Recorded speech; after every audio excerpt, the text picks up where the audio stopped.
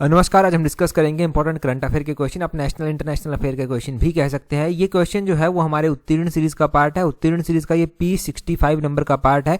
इससे पहले 64 पार्ट हो चुके हैं और जितने भी क्वेश्चन यहाँ पर डिस्कस किए गए हैं करंट अफेयर के, वो सारे के सारे डिटेल से डिस्कस किए गए हैं और डेफिनेटली एग्जाम में बहुत ज़्यादा हेल्प भी उन क्वेश्चन ने की है। और आज की इस वीडियो में इंपॉर्टेंट करंट अफेयर के क्वेश्चन डिस्कस किए जाएंगे और हर एक क्वेश्चन को डिटेल से जो है डिस्कस करेंगे। इस उत्तीर्ण सीरीज में ना डेली बेसिस पर करंट अफेयर हम डिस्कस करते हैं। तो क्वेश्चन नंबर 1 से भी डिस्कशन को स्टार्ट करते हैं। बोलते हैं for the year 2026 the president has approved how many Padma award. तो बोलते हैं कि वर्ष 2026 के लिए राष्ट्रपति ने जो है वो कितने पद्म पुरस्कारों को मंजूरी दी है। तो 2026 के लिए राष्ट्रपति के द्वारा जो है वो कितने पद्म पुरस्कारों को मंजूरी दी गई है। ऑप्शन देखिए 129, 130, 131, 132। तो यहां से एक बात क्लियर हो जाती है कि टेंटेटिव वे में चीजें आपको याद नहीं रखनी है, आपको एग्जैक्टली चीजें याद रखनी है। मतलब इसका आंसर जो होने वाला है वो 131 होने वाला है। ये 131 आपको एग्जैक्टली जो है वो याद रखना है। देखिए 2026 के लिए प्रेसिडेंट ने जो है वो 131 पद्म अवार्ड जो है वो दिए हैं और 2 जो है वो डीओ केसेस में जो है वो दिए हैं। डीओ केसेस होते हैं, in DO cases the award is counted as 1, मतलब अवार्ड जो है वो एक ही जो है वो काउंट होता है और ये 131 में ही जो है वो इंक्लूड है। एज पर लिस्ट अगर हम बात करेंगे, यहाँ पर बोलते हैं कि लिस्ट में जो है वो पद्म अवार्ड में भी अलग अलग अवार्ड होते हैं। एक पद्म भूषण होता है, पद्म भूषण होता है, एक पद्म विभूषण होता है, पद्म विभूषण होता है और एक पद्म श्री होता है। इनमें सबसे हाईएस्ट जो होता है ना वो पद्म विभूषण जो है वो होता है। पद्म विभूषण अवार्ड जो है वो कितने दिए गए हैं इस साल? इस साल 5 पद्म विभूषण अवार्ड जो है वो दिए गए हैं। दूसरे नंबर पर पद्म भूषण होता है। पद्म भूषण अवार्ड जो है वो 13 जो है वो टोटल दिए गए हैं और पद्म श्री अवार्ड कितने दिए गए हैं? ये 113 जो है वो दिए गए हैं और टोटल ये कितने अवार्ड दिए गए हैं? 131 दिए गए हैं। अगर इस पूरी 131 की लिस्ट में देखेंगे तो 19 जो है वो अवार्डी जो है वो महिलाएं हैं और इसमें जो है वो 6 पर्सन ऐसे हैं जो कि फॉरेनर हैं, या एनआरआई हैं, या पीआईओ है, या ओसीआई है और 16 लोग ऐसे हैं जिनको मरणोपरांत जो है ये अवार्ड जो है वो मिला है। ये ध्यान रखना है। अब पद्म विभूषण, पद्म भूषण और पद्म श्री में थोड़ा सा डिफरेंस भी आपको पता होना चाहिए।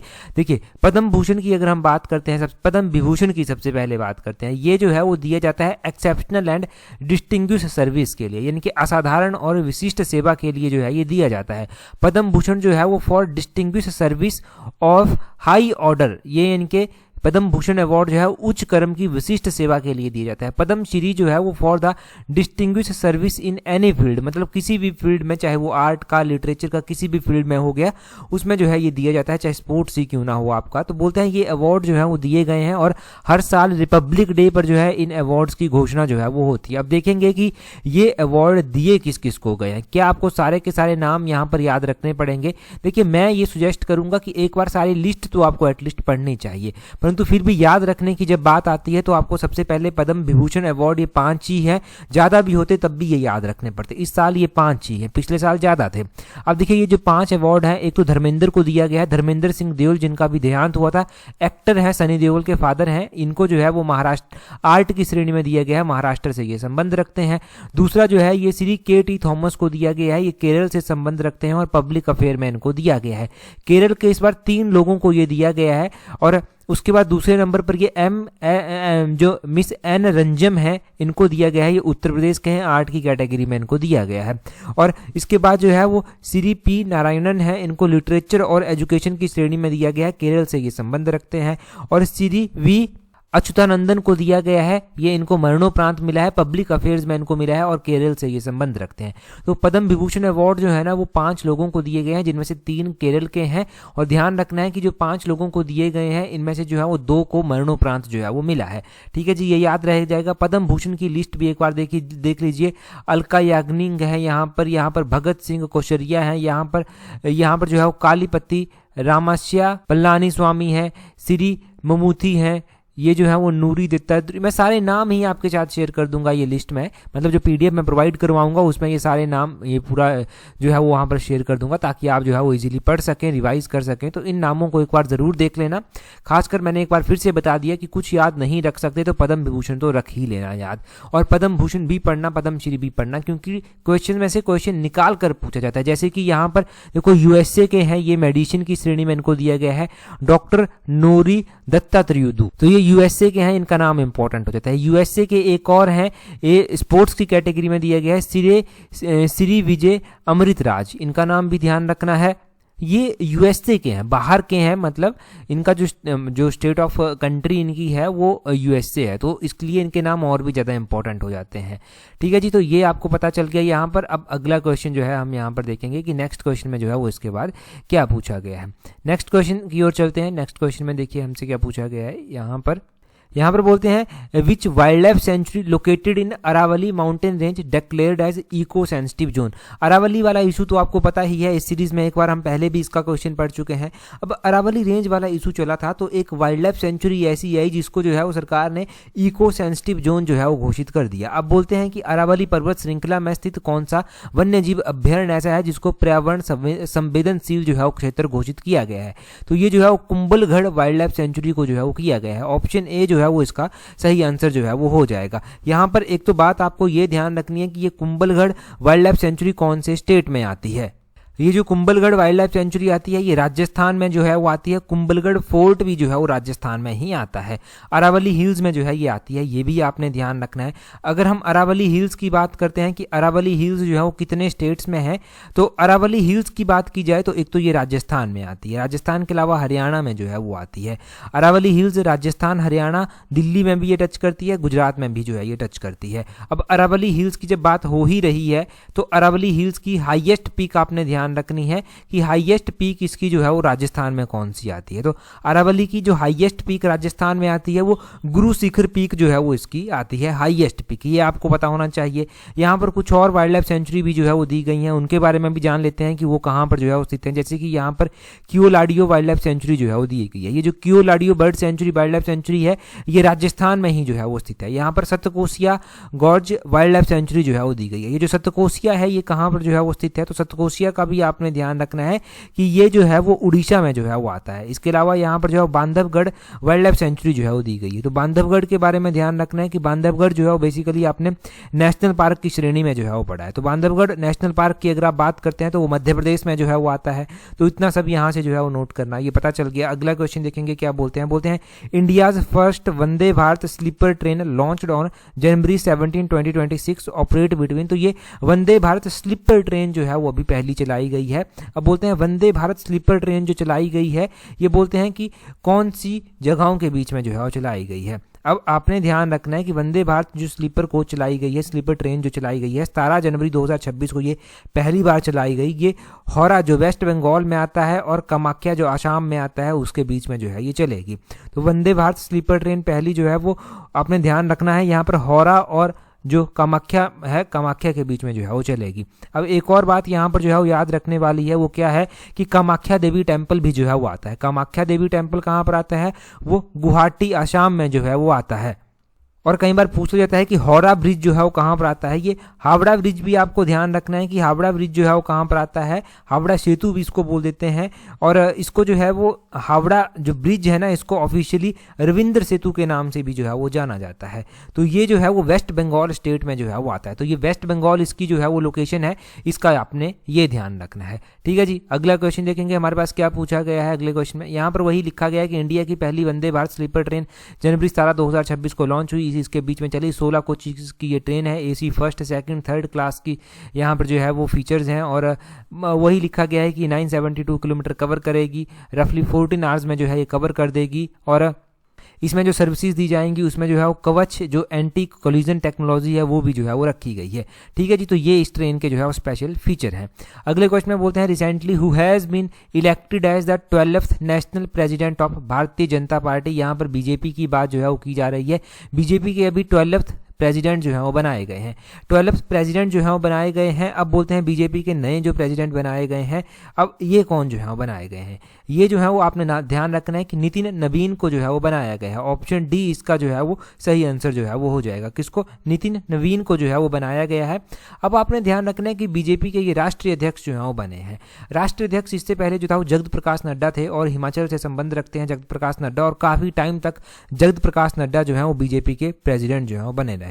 और नितिन नवीन अभी जो है वो यहाँ के अध्यक्ष, बीजेपी के अध्यक्ष जो है वो बने हैं। तो आपने एक और बात यहाँ पर ध्यान रखनी है कि ये जो है वो यंगेस्ट प्रेसिडेंट भी जो है वो बने हैं। Youngest national president of Bharatiya Janata party जो है ये बने हैं। तो ये और भी ज़्यादा इंपॉर्टेंट हो जाता है जब ये यंगेस्ट प्रेसिडेंट जो है वो बने, और 45 ईयर के एज में ये बन गए। इनका स्टेट कौन सा है, ये बिहार स्टेट से जो है वो संबंध रखते हैं, ये ध्यान रखना है। और यहाँ से जब हम भारतीय जनता पार्टी की बात कर ही रहे हैं तो बीजेपी के जो है प्रेसिडेंट आपने हिमाचल में भी जो है वो ध्यान रखने हैं। बीजेपी के प्रेसिडेंट अगर आप हिमाचल में ध्यान रखेंगे तो हिमाचल में जो है वो राजीव बिंदल को जो है वो बनाया गया है। किसको बनाया गया है? राजीव बिंदल को जो है वो बीजेपी का प्रेसिडेंट बनाया गया है। बाकी इंडियन नेशनल कांग्रेस की हम बात कर लेते हैं कि इंडियन नेशनल कांग्रेस के जो है वो प्रेसिडेंट अभी कौन है। अगर हम कांग्रेस के प्रेसिडेंट की बात करते हैं कि पूरे मतलब इंडिया की जो कांग्रेस है उसके प्रेसिडेंट कौन है, तो वो जो है वो आपने मल्लिकार्जुन खड़गे का नाम ध्यान रखना है। अगला क्वेश्चन देखेंगे हमारे पास क्या पूछा गया है नेक्स्ट क्वेश्चन में, परंतु अगला क्वेश्चन हम डिस्कस करें उससे पहले देखिए, अगर आप तैयारी कर रहे हैं अपकमिंग HPRCA के JVT एग्जाम के लिए, पटवारी एग्जाम के लिए, जिनके लिए टाइम बहुत कम बच गया है, तो आप हमारे कॉम्प्रिहेंसिव टेस्ट सीरीज से जुड़ सकते हैं, जिसका लिंक नीचे डिस्क्रिप्शन बॉक्स कमेंट बॉक्स में दिया गया है। साथ में ही अगर आप तैयारी कर रहे हैं जूनियर ऑफिस असिस्टेंट के एग्जाम के लिए, तो उसकी टेस्ट सीरीज का लिंक भी नीचे डिस्क्रिप्शन बॉक्स कमेंट बॉक्स में दिया गया है। जूनियर ऑफिस असिस्टेंट का एग्जाम जो है वो अभी भरना स्टार्ट हो गया है, उसमें थोड़ी सी कॉम्प्लिकेशन आ रही थी, वो कॉम्प्लिकेशंस भी दूर कर दी गई हैं, तो आप इजीली +2 पास हैं तो जूनियर ऑफिस असिस्टेंट का एग्जाम जो है वो भर सकते हैं। ये बात मैं बहुत बार अनाउंस कर चुका हूं, और अभी जो है वो आपको जूनियर ऑफिस असिस्टेंट की टेस्ट सीरीज पर जो है डिस्काउंट भी मिल रहा है, तो टाइमली आप जुड़ सकते हैं। नीचे डिस्क्रिप्शन बॉक्स कमेंट बॉक्स में जो है इन दोनों टेस्ट सीरीज के लिंक्स जो है वो दिए गए हैं। अगला क्वेश्चन देखेंगे हमारे पास क्या पूछा गया है, बोलते हैं centre approves continuation of Atal pension योजना टिल विच ईयर। तो केंद्र ने जो है वो अभी अटल पेंशन योजना को जो है वो किस वर्ष तक जारी रखने की मंजूरी जो है वो दी है। अब देखिए, कोई भी योजना चलती है तो मतलब होता है कि इतने सालों के लिए इस योजना को जो है वो चलाया जाएगा, परंतु अटल पेंशन योजना जो है वो ये भी इसका जो है वो जो कार्यकाल था वो खत्म हुआ। अब इसको भी जो है वो एक्सटेंड कर दिया गया है, और क्या कहा गया है कि ये योजना जो है वो कब तक एक्सटेंड की गई, ये 2030-31 तक जो है वो एक्सटेंड कर दी गई है। ऑप्शन डी जो है वो सही आंसर इसका हो जाएगा। हम अटल पेंशन योजना की बात करते हैं कि ये अटल पेंशन योजना कब लॉन्च हुई, थोड़ा सा इसके बारे में जान लेते हैं। देखिए, ये जो अटल पेंशन योजना है इसको 2030-31 तक जो है मंजूरी दे दी गई है। Decide the infuse of 5,000 crore रुपये in small industries development bank of India. यहाँ से ये डिसाइड किया गया है कि लगभग 5,000 करोड़ रुपया जो है वो स्मॉल इंडस्ट्रीज जो डेवलपमेंट बैंक हैं इंडिया के, उनमें इन्फ्यूज किया जाएगा। ये योजना जो है प्रधानमंत्री नरेंद्र मोदी के द्वारा ही लॉन्च की गई थी।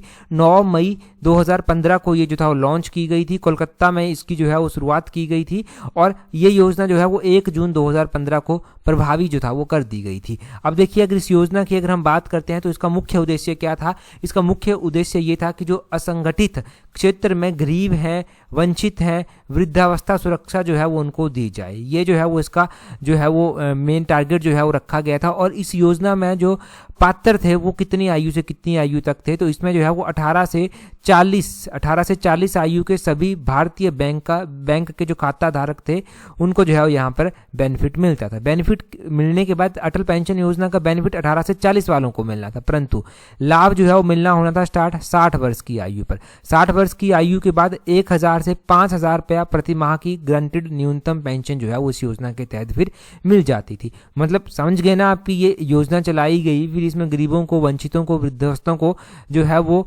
बेनिफिट देना टारगेट रखा गया था। अब 18 से 40 तक के कोई भी लोग थे वो जो है वो इसमें कंट्रीब्यूट कर सकते थे। कंट्रीब्यूशन उनको 18 से 40 साल की आयु में करना था। उनका पैसा जो है वो उनको मिलना स्टार्ट होना था 60 साल के बाद। तो ये जो है वो आपने बेसिकली इस योजना के बारे में, अटल पेंशन योजना के बारे में जो है वो ध्यान रखना है। इंपॉर्टेंट है। स्कीम्स के बारे में HPRC क्वेश्चन पूछ रहा है, लगभग हर एक एग्जाम में कोई ना कोई स्कीम्स का क्वेश्चन देखने को मिल ही रहा है। तो स्कीम्स के बारे में आपको अच्छे से सर्च करना है, अच्छे से पढ़ना है। और देखिए, मैंने पहले भी बताया है कि चीजें हमने एनफ पढ़ रखी हैं, चीजों को याद करना सीखो, पॉइंट टू पॉइंट याद करना सीखो, सक्सेस आपको इजीली मिल जाएगी। लिमिटेड सोर्सेज से पढ़ो, ऐसा नहीं कि आप सब जगह से पढ़ना स्टार्ट कर रहे हैं। लिमिटेड जहां से भी पढ़ो, लिमिटेड सोर्सेज से पढ़ो, और सिलेक्शन इंश्योर करने के लिए जो है चीजों को याद करने की आदत जो है वो आप डाल लो, और वो भी पॉइंट टू पॉइंट याद करने की आदत जो है वो डाल लो। कोई सा भी आपका एग्जाम हो, हम इसी चीज के ऊपर जो है वो उसके लिए फोकस अब कर रहे हैं। अगला क्वेश्चन देखिए क्या बोलते हैं, which city is the host of Khelo India winter games 2026। तो बोलते हैं कि खेलो इंडिया विंटर गेम्स जो है ना, ये खेलो इंडिया विंटर गेम्स अभी स्टार्ट हुई। खेलो इंडिया विंटर गेम्स जो है वो बोलते हैं कि कौन सी सिटी के द्वारा होस्ट की जाएंगी। तो खेलो इंडिया विंटर गेम्स 2026 की जो है वो पूरा साल ये करंट अफेयर का क्वेश्चन चलेगा, देखना 2026 में। ये जो है वो लेह के द्वारा, ऑप्शन डी जो है वो सही आंसर है, लेह के द्वारा जो है वो होस्ट की जाएंगी। लेह लद्दाख की जो है वो एक सिटी है। अगर हम खेलो इंडिया विंटर गेम्स 2026 की बात करते हैं तो लेह में ये होंगी 21 जनवरी से लेकर 26 जनवरी 2026 के बीच में जो है ये होंगी, और with the opening ceremony on 21 जनवरी, 21 जनवरी को जो है वो इसकी जो है वो ओपनिंग की गई। मोर देन 1000 पार्टिसिपेंट्स, यानी कि 1000 से ज़्यादा पार्टिसिपेंट जो है वो इसमें एथलीट भी हैं, कोचेज भी हैं, टेक्निकल ऑफिशियल्स भी हैं, ये इसमें जो है वो इस इवेंट में जो है वो पार्ट लेंगे। तो खेलो इंडिया विंटर गेम्स आपको याद रह जाएगा। अब जब इसकी मेडल टैली आएगी तब हम मेडल टैली भी पढ़ लेंगे कि कितने कितने मेडल जो है वो इसमें जीते, तो वो डाउट भी जो है वो आपका क्लियर जो है वो यहाँ पर हो जाएगा। वो भी एक क्वेश्चन बनता है। अगला क्वेश्चन देखिए क्या बोलते हैं पिटोफिक स्पेस बेस, जिसको जो है वो पहले जो है वो थूले एयर स्पेस के नाम से भी जाना जाता था, इज लोकेटेड इन। तो बोलते हैं कि ये जो पिटोफिक एयर स्पेस है इसको पहले जो है वो थूले एयर स्पेस के नाम से जाना जाता था, और ये जो है वो कौन सी कंट्री में स्थित है, ये ग्रीनलैंड में जो है वो स्थित है। ऑप्शन डी जो है वो सही आंसर इसका हो जाएगा।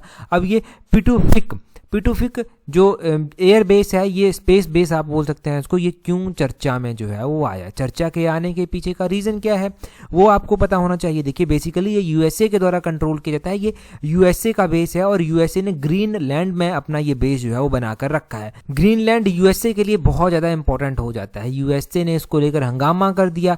अब देखिए ग्रीनलैंड का कॉन्सेप्ट क्या है, ग्रीनलैंड को कौन ऑपरेट करता है वो भी आपको पता होना चाहिए।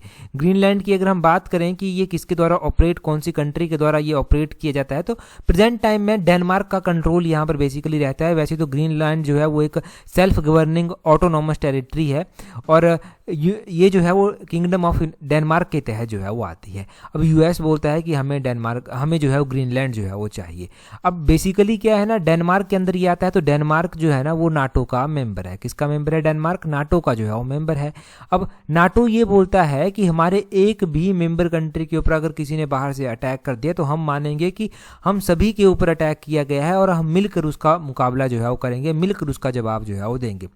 तो अब बेसिकली ट्रंप ग्रीनलैंड को कंट्रोल करना चाहते थे। अब वो चाहते थे कि ग्रीनलैंड, डेनमार्क उनके आगे झुक जाए। कुछ कंट्रीज नहीं तैयार हुई, उन्होंने टैरिफ वगैरह जो ट्रेडिशनली वो लगाते आए हैं वैसा भी लगाया, परंतु उससे भी कोई फ़र्क नहीं हुआ। अब उन्होंने पीसफुली थोड़ा चाहा है कि पीसफुली जो है वो हम इसको जो है वो सुलझा लेंगे मसले को, परंतु ग्रीनलैंड इतना इंपॉर्टेंट है ही क्यों?